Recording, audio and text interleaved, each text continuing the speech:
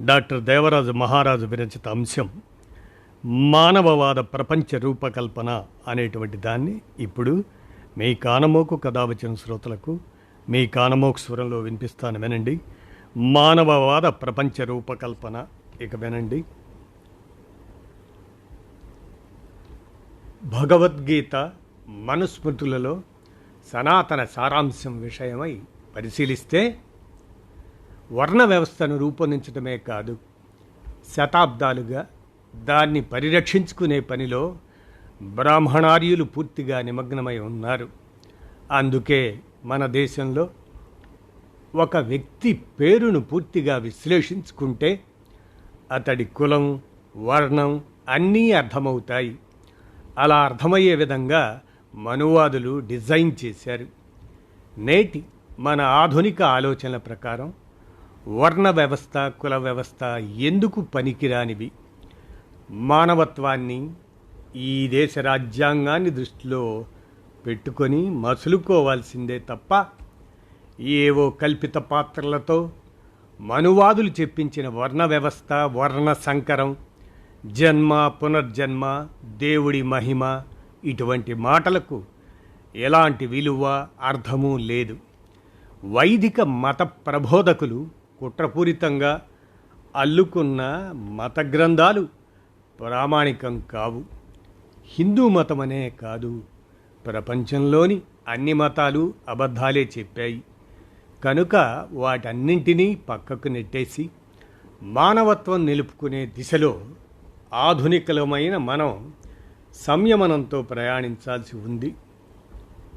వర్ణ వ్యవస్థను, కుల వ్యవస్థను తనే సృజించానని ఓ కల్పిత పాత్ర అయిన కృష్ణుడితో చెప్పించి మనువాదులు చేతులు దులుపుకున్నారు. మనుషుల్ని విడగొట్టే ప్రక్రియ భగవద్గీతతో ప్రారంభించి దాన్ని స్థిరపరిచి మనుస్మృతిలో వివక్షను తారాస్థాయికి తీసుకెళ్లారు. వివరంగా విశ్లేషించుకుంటూ ఉంటే అంతా కళ్ళ ముందే కదలాడుతుంది. అయితే ఇక్కడ దోషులెవరో స్పష్టంగా తెలుస్తూనే ఉంది. తెలిసినా తెలియనట్టే ఉండటం, దోషులను శిక్షించకుండా వదిలేయటం తెలివిగల పనులేం కావు కదా. మనుస్మృతి 2వ అధ్యాయం 30వ శ్లోకంలో 10-12 రోజుల పిల్లలకు నామకరణం చేయాలని ఉంది. ఇంకా ముందుకు వెళ్ళి 31-32 శ్లోకాలలో ఎవరికి ఎలాంటి పేరు పెట్టాలో సూచించడం జరిగింది. ఉదాహరణకు బ్రాహ్మణ పిల్లలకు ఉన్నతమైన పేర్లు పెట్టాలని, శూద్రులకు హీనమైన పేర్లు పెట్టాలని అందులో రాసి ఉంది. ఆ పేర్లతో వారు జీవితాంతం దీనుల్లాగా, దాసుల్లాగానే బతకాలి. మధ్యలో కొంత వ్యతిరేకత వచ్చినందువల్ల వర్ణం జన్మతో కాదు కర్మతో వస్తుంది అని కొత్త పాట పాడారు. ఇదే నిజమైతే బ్రాహ్మణులు పెట్టుకునే పేర్లు శూద్రులను పెట్టుకొనిచ్చారా? లేదు కదా. అలాగే దాసులాంటి శూద్రుల పేర్లు బ్రాహ్మణార్యులు ఎందుకు పెట్టుకోలేదు? జన్మతో కాదు, చేసే కర్మతో ఉచ్ఛం, నీచం ఏర్పడతాయని ఇంకా కథలెందుకు చెప్తారు? అంబేద్కర్ చదివినంత చదువు బ్రాహ్మణుల్లో ఎవరూ చదవలేదు. ఆయన చేసిన గొప్ప పనులు ఏ బ్రాహ్మణుడు చేయలేదు. కర్మతో వర్ణం మారుతుందంటే అంబేద్కర్ తన కర్మ ఫలితంతో ఉన్నత వర్ణం వాడు కావాలి కదా. కాలేదు. ఎందుకు? విసిగి వేసారి ఆయన హిందూ ధర్మమే వద్దనుకొని 6 లక్షల మందితో బౌద్ధం స్వీకరించాడు. మళ్ళీ అది వేరే విషయం. మనుస్మృతి 10వ అధ్యాయంలో 5, 6, 66, 67, 68 శ్లోకాలలో వివక్షకు సంబంధించి మరిన్ని విషయాలు ఉన్నాయి. బ్రాహ్మణుడు శూద్రజాతికి చెందిన అమ్మాయిని పెళ్లి చేసుకుంటే పుట్టిన పిల్లవాడు బ్రాహ్మణుడే అవుతాడు. ఒక శూద్రుడు గనక బ్రాహ్మణ స్త్రీని పెళ్లి చేసుకుంటే పుట్టిన పిల్లలు శూద్రులే అవుతారు. ఈ మాత్రం దానికి వర్ణం జన్మతో వస్తుందని ఓసారి, కర్మతో వస్తుందని మరోసారి చెప్పటం ఎందుకు? అయినా మహిళలు అందరినీ శూద్రులుగా పరిగణించిన మనుధర్మశాస్త్రం చిన్న లాజిక్ మర్చిపోయింది. ప్రపంచ మానవులందరూ స్త్రీలకు పుట్టినవారే, అంటే శూద్రులకు పుట్టినవారే. శూద్రుల పిల్లలు శూద్రులు అవుతారు కదా. అలాంటప్పుడు అందరూ సమానమే. వారి శాస్త్ర ప్రకారం అందరూ శూద్రులే. ఏమైతేనేం తేడాలు లేవు. ఇక నిచ్చెన మెట్ల వర్ణ వ్యవస్థ ఎక్కడుంది?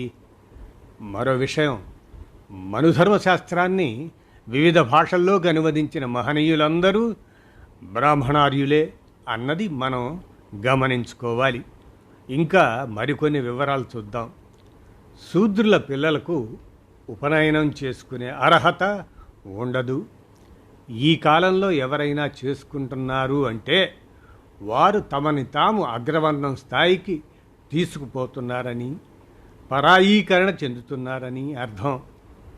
మాంగల్య బ్రాహ్మణస్య సాక్షత్రియస్య బలావితం వైశ్యస్య ధనసూచంతు శూద్రస్యతో జుగుప్సితం. అంటే మంగళకరమైన పేరు బ్రాహ్మణుడికి, వీరత్వాన్ని సూచించే పేరు క్షత్రియుడికి, ధనసూచికతో వైశ్యుడికి పేర్లు ఉండాలి. శూద్రుడికి నిందాపూర్వకమైన జుగుప్సాకరమైన పేరు ఉండాలి అని అర్థం.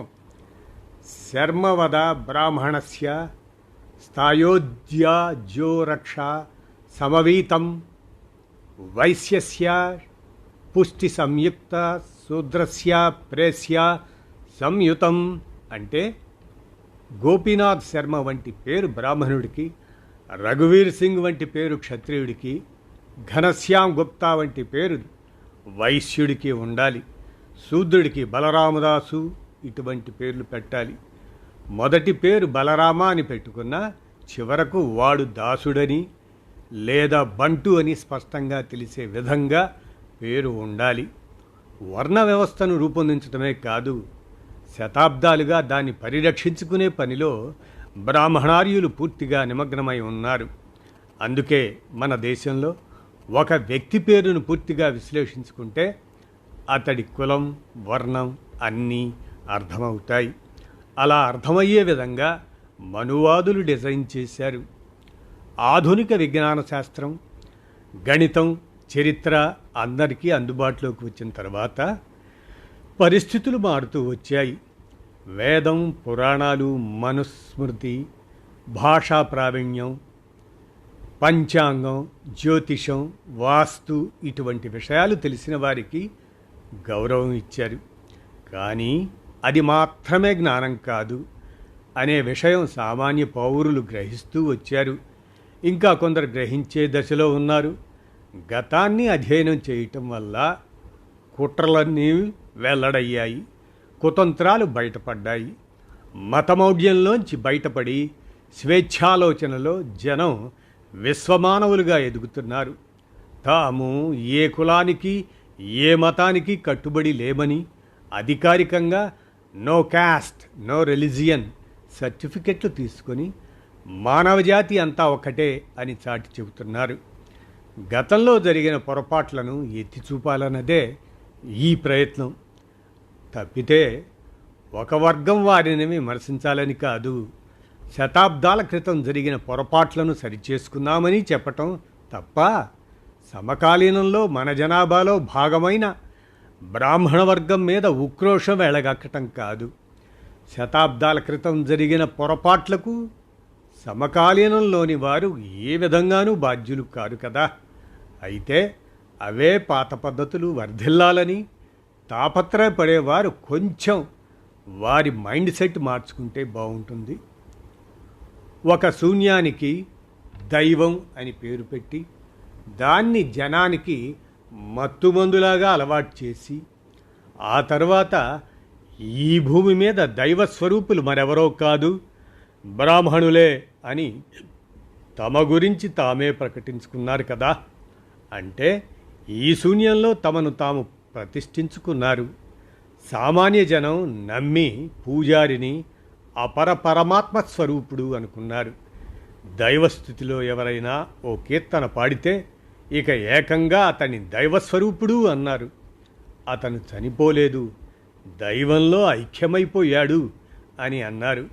ఇన్నిన్ని అభూత కల్పనల మధ్య సామాన్య జనం ఆలోచించలేక మెదళ్ళు మొద్దుబారిపోయి తరతరాలుగా వాస్తవాలు గ్రహించలేకపోయారు.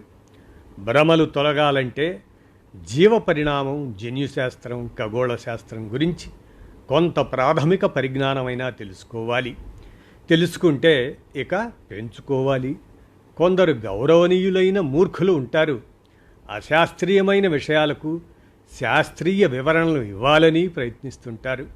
వారిని నిర్దాక్షిణ్యంగా పక్కకు తొలగించుకుంటూ మానవజాతి అంతా ఒక్కటే, అందరిది ఒకే స్థాయి అని ఎలుగెత్తి చాటుకుంటూ ప్రగతి పథంలోకి కదలాలి, మానవవాదులుగా గెలవాలి, మానవవాద ప్రపంచానికి రూపకల్పన చేయాలి అంటూ డాక్టర్ దేవరాజు మహారాజు, వీరు కేంద్ర సాహిత్య అకాడమీ అవార్డు గ్రహీత, విశ్రాంత బయాలజీ ప్రొఫెసర్